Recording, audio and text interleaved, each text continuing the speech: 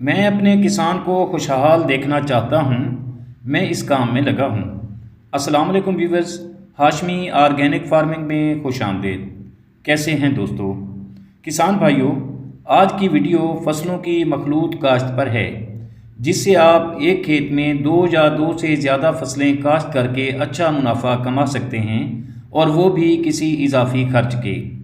اور دوستو، اس طریقہ کاشت سے کھادوں کا خرچ بھی کم ہو جاتا ہے۔ کسان بھائیوں، ماہرین زراعت کے مطابق فصلوں میں کیڑوں کا مسئلہ ہو یا فصلی جڑی بوٹیوں کا، تو انٹر کراپنگ یعنی مخلوط کاشت ہی اس کا حل ہے، اور اس سے مہنگی کھادوں کا خرچہ بھی کم ہوتا ہے۔ کچھ دوست اگر مخلوط کاشت کے بارے میں زیادہ بہتر نہیں جانتے تو وضاحت کرتا چلوں کہ کسی ایک کھیت یا زمین کے ایک ٹکڑے پر ایک ہی وقت میں دو یا دو سے زیادہ فصلوں کی کاشت کو مخلوط کاشت کہتے ہیں۔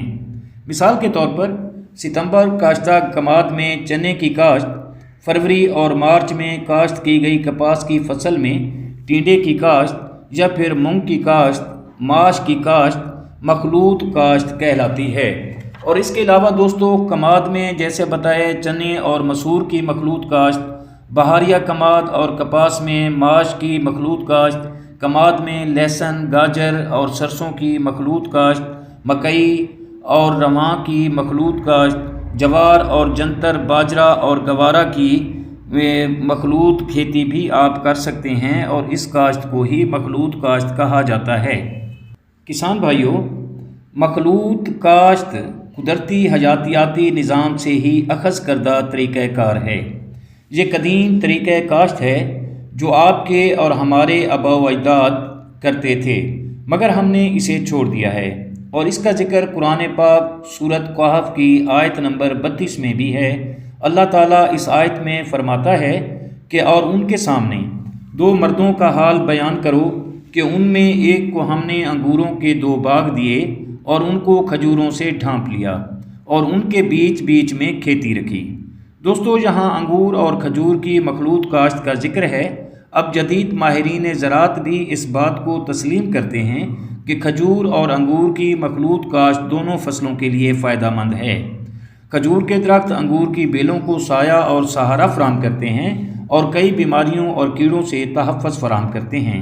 اور اگر کھجور اور انگور کے باغات میں مختلف فصلیں اگائی جائیں تو یہ بھی کاشتکار کے لیے نفع کا باعث ہیں۔ بہرحال دوستو، اب وقت آ گیا ہے کہ ہمیں پرانے طریقوں کو اپنانا ہوگا جو ہمارے آباء و اجداد کرتے تھے۔ پرانے طریقے سے دیسی کھادیں بنانا ہوں گی، اور اپنے رقبوں کو، اپنی زمینوں کو نامیاتی مادوں سے بھرنا ہوگا، اور دوستو تاکہ ہم زیادہ سے زیادہ منافع حاصل کر سکیں اور اکٹھی فصلیں کاشت کریں، کیونکہ یہ فصلیں ایک دوسرے کو کھادیں مہیا کرتی ہیں، جیسا کہ مکئی، ٹماٹر اور مٹر کی مخلوط کاشت بہتر پیداوار کی ضامن ہیں۔ مٹر زمین میں نائٹروجن کی مقدار بڑھا کر دوسرے پودوں مکئی اور ٹماٹر کے لیے کھاد مہیا کرتا ہے، جبکہ مکئی کے پتے ٹماٹر اور مٹر کے لیے سایہ فراہم کرتے ہیں، اور اس کے علاوہ فالتو جڑی بوٹیوں کو نیچے اگنے کی جگہ بھی نہیں ملتی، اور اس طرح جڑی بوٹیوں کو اکھاڑنے کے لیے یا ان کو ختم کرنے کے لیے جو خرچ ہوتا ہے وہ بھی بچ جاتا ہے۔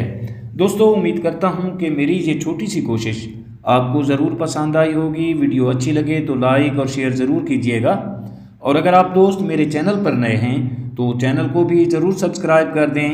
اور دوستو، اس کے بعد جو آنے والی ویڈیو ہے اس میں میں آپ کو بتاؤں گا کہ آپ گندم کے بعد کپاس کا متبادل کون سی منافع بخش فصلیں ہیں جو کاشت کر کے آپ اچھا منافع کما سکتے ہیں۔